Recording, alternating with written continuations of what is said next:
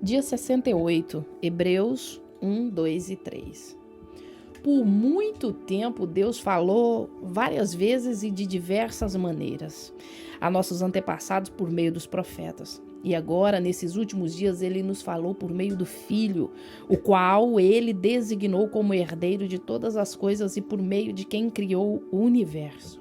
O Filho irradia a glória de Deus, expressa de forma exata o que Deus é e com sua palavra poderosa sustenta todas as coisas. Depois de nos purificar dos nossos pecados, sentou-se no lugar de honra à direita do nosso Deus majestoso no céu. O que revela que o Filho é muito superior aos anjos e o nome que ele herdou superior ao nome deles. Pois Deus nunca disse a nenhum anjo: "Você é meu filho, hoje eu o gerei." Ou ainda, "Eu serei o seu pai e ele será meu filho." E quando ele trouxe o seu Filho Supremo ao mundo, disse que todos os anjos de Deus o adorem. A respeito dos anjos, ele diz: ele envia seus anjos como os ventos, seus servos como chamas de fogo. Mas ao Filho ele diz: teu trono, ó Deus, permanece para todo sempre. Tu governas com cetro de justiça. Amas a justiça e odeias o mal. Por isso Deus, o teu Deus, te ungiu, derramou sobre ti o óleo da alegria mais que sobre qualquer outro. E diz também: no princípio, Senhor, lançaste os fundamentos da terra e com tuas mãos formaste o céu. Eles deixarão de existir, mas tu permanecerás para sempre. Eles se desgastarão como roupa velha. Tu o desdobrarás como um manto e te desfarás dele com roupa velha. Tu, porém, és sempre o mesmo. Teus dias jamais terão fim. E ele nunca disse a nenhum de seus anjos: sente-se no lugar de honra à minha direita, até que eu humilhe seus inimigos e os ponha debaixo de seus pés. Portanto, os anjos são apenas servos, espíritos enviados para cuidar daqueles que herdarão a salvação. Portanto, precisamos prestar muita atenção às verdades que temos ouvido para não nos desviarmos dela, pois a mensagem que foi transmitida por meio de anjos permaneceu firme e toda transgressão e desobediência recebeu o castigo merecido. O que nos faz pensar que escaparemos se negligenciarmos essa grande salvação, anunciada primeiramente pelo Senhor e depois transmitida a nós por aqueles a que o ouviram falar?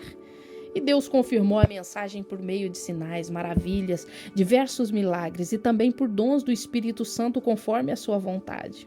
Além disso, não são anjos que governarão o mundo futuro a que nos referimos.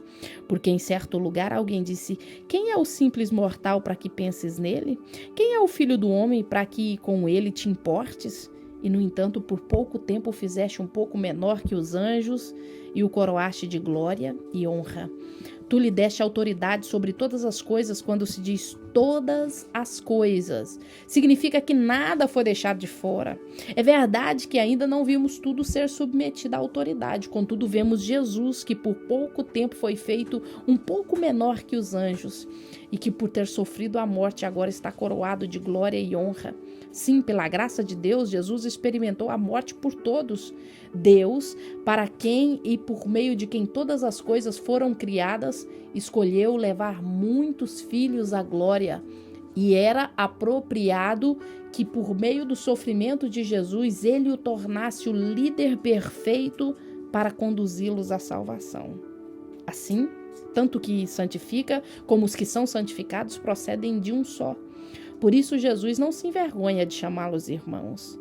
Quando diz: proclamarei teu nome a meus irmãos, no meio de teu povo reunido te louvarei.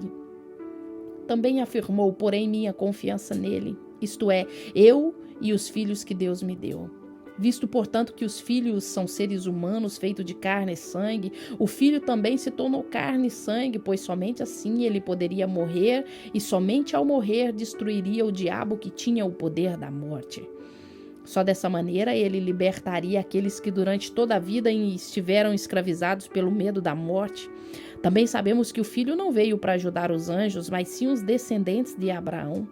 Portanto, era necessário que ele se tornasse semelhante a seus irmãos em todos os aspectos, de modo que pudesse ser nosso misericordioso e fiel sumo sacerdote diante de Deus e realizar o sacrifício que remove os pecados do povo.